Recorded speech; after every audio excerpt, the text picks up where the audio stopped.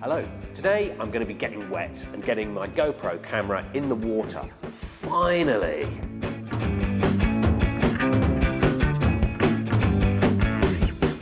Adorama TV presents Capture the Action with Martin Dorey. Hello, I'm Martin Dorey and you are watching Adorama TV. I'm in this really quite moist atmosphere of the pool today to put the Hero 3 Plus Black Edition GoPro camera through its paces. We're going to be talking about housing, we're going to be talking about condensation, and I'm also going to show you one trick that will make your footage as good as it can be.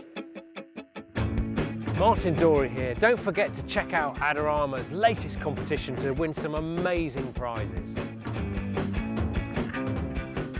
Okay, let's start with the basics.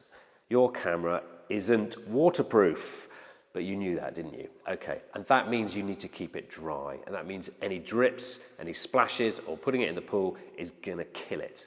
How do you keep it dry? Of course, with your standard housing. Here it is. Now this thing is waterproof to 40 meters. There it is. Don't forget, before you seal it up, to run your finger around that seal there just to make sure it's perfect. Also, before you seal it up, we need to talk about condensation. Now, taking your camera in cold or humid environments, or taking them from changes in environments, from a hot environment to a cold environment and vice versa, you can get fogging on the inside of your case, and that will ruin your shots, as you can see here.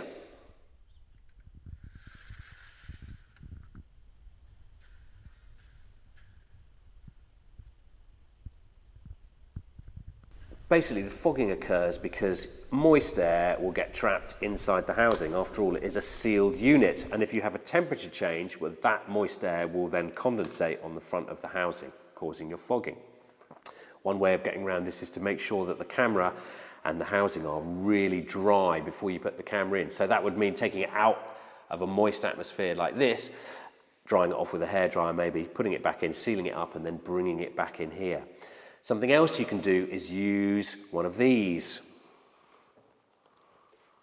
This is an anti-fog insert, and what it'll do is it'll help to suck the moisture out of that air that's trapped inside your housing. You just slip it into the bottom of the housing there, close it up. You can use these up to 4 or 5 times. After each use, simply heat them up in the oven for a few minutes, then you can use them again. Right then, at last, let's get this thing in the water.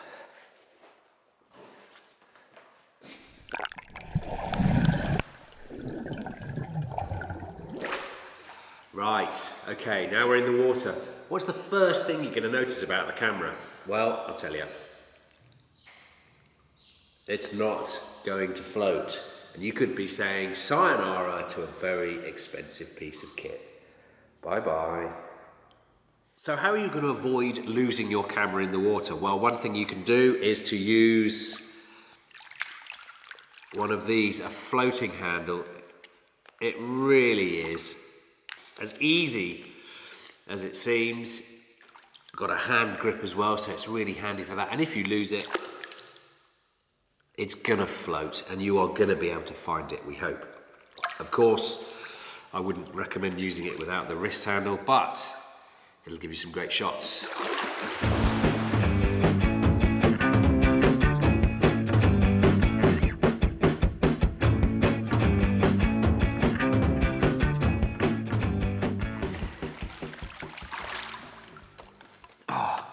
There you go, that's fantastic.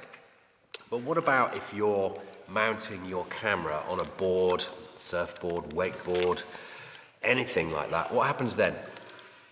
Okay, we're going to talk about mounting in a later episode, but there is something else that you can use to stop your camera from disappearing off if all your mounts were to fail.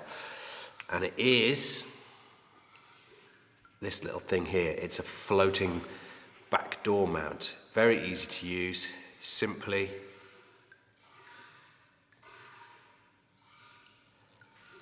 peel off the sticky, make sure your camera's dry, stick it on the back door,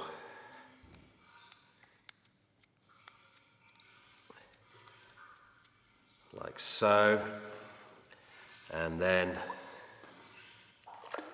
watch your camera float.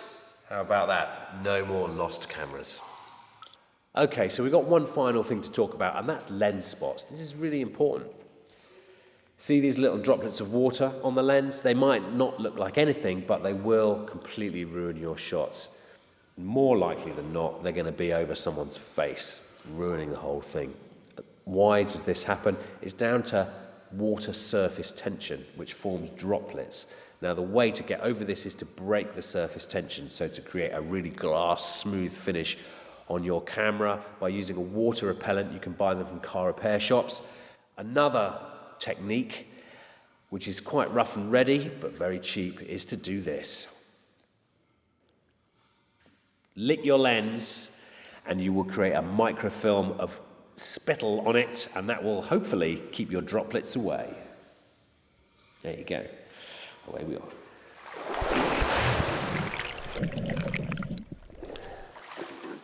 Okay, that's it for now. Don't forget to dry off your camera as much as you can before you take it out the housing. We need it for next time. Thank you for joining me on Adorama TV today. For more great tips and tricks, don't forget to go to the Learning Centre. Also, subscribe to Adorama TV for more videos. There's a link below. Click to subscribe. And also, don't forget, please, to like, comment or share this video. And if there's anything you want to know, just get in touch with us. See you next time.